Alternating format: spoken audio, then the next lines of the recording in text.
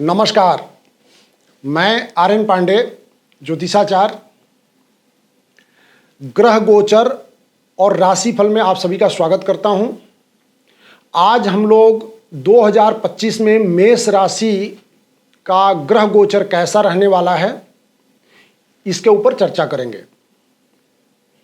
मेष राशि के लिए वर्ष 2025 कुछ संघर्षपूर्ण प्रतीत होता है, क्योंकि 29 मार्च 2025 को रात 9:45 पर शनिदेव कुंभ राशि से निकल करके मीन राशि में प्रवेश करेंगे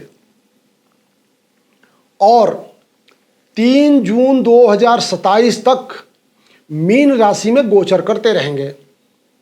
ये इस साल 2025 का सबसे बड़ा गोचर में परिवर्तन है।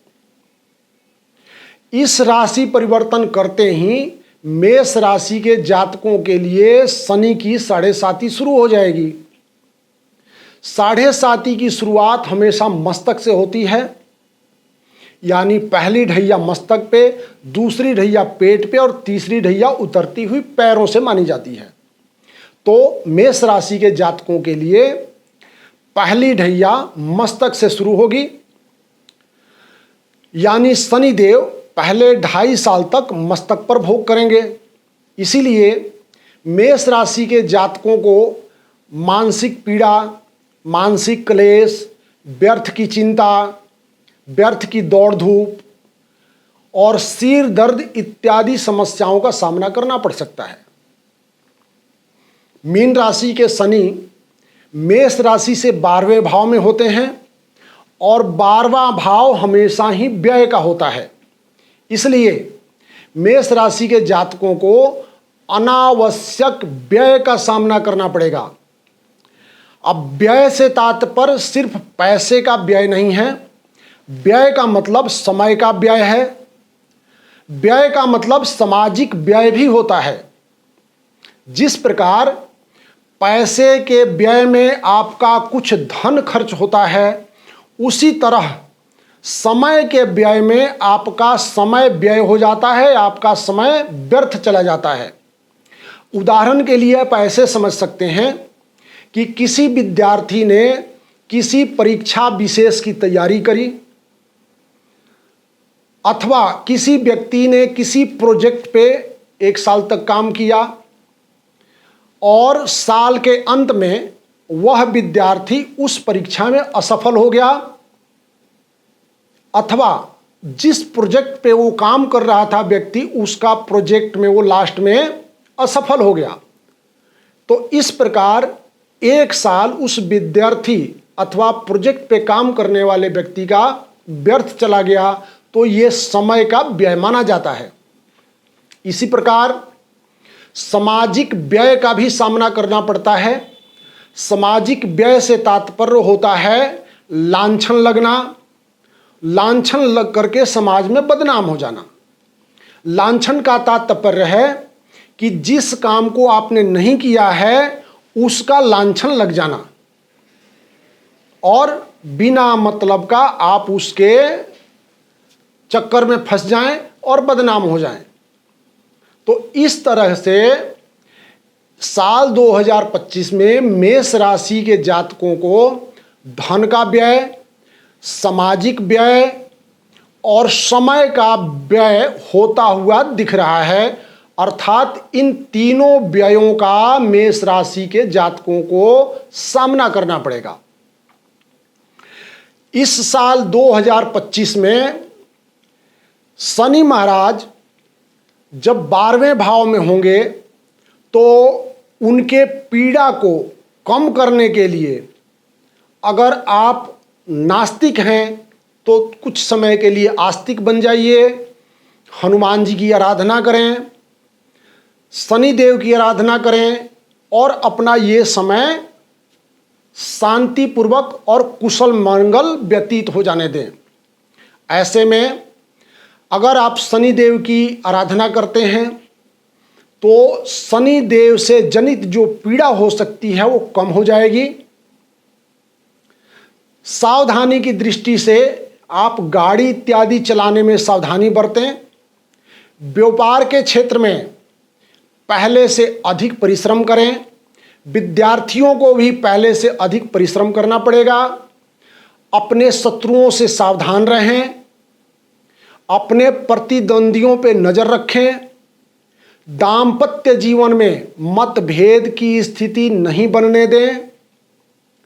अगर आप सरकारी कर्मचारी हैं तो प्रयास करें कि कोई ऐसा काम आपसे न हो जिससे बदनामी हो।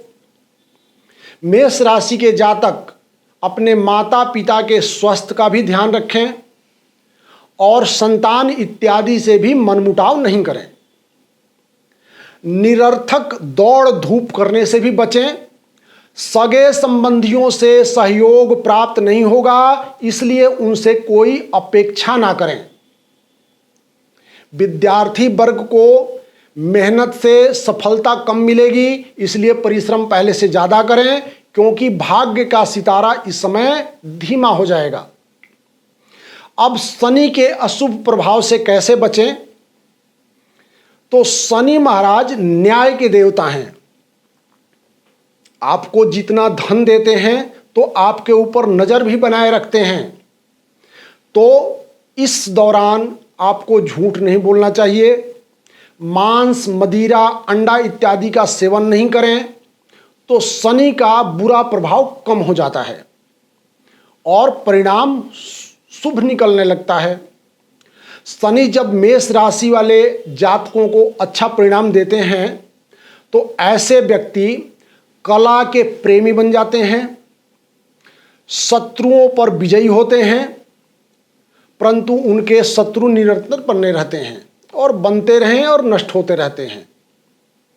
स्वास्थ्य की दृष्टि से ऐसे लोगों को बाएं आंख से संबंधित बीमारी का सामना करना पड़ सकता है और कोर्ट कचहरी के मामले और झगड़ा विवाद से भी दूर रहने का प्रयास करना चाहिए, क्योंकि इस समय अगर कोई विवाद शुरू होता है तो वो विवाद जल्दी नहीं निपटता, बहुत ही लंबा चलता है।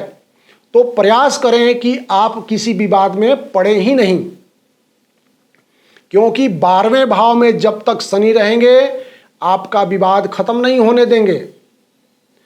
और षड्यंत्र का शिकार होने से भी बचने का प्रयास करना चाहिए।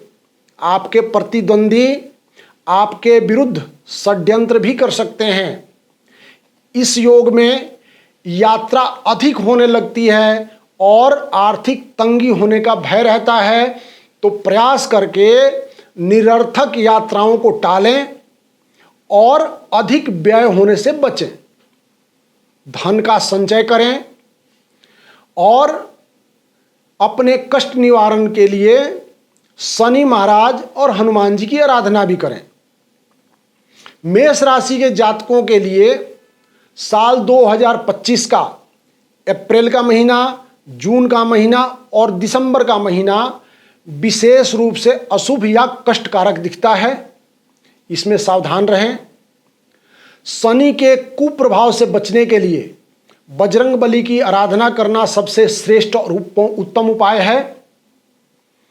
हनुमान चालीसा का नित्य पाठ करें और शनिवार को सुंदरकांड का पाठ करना शनि महाराज के बुरे प्रभावों से रक्षा करता है।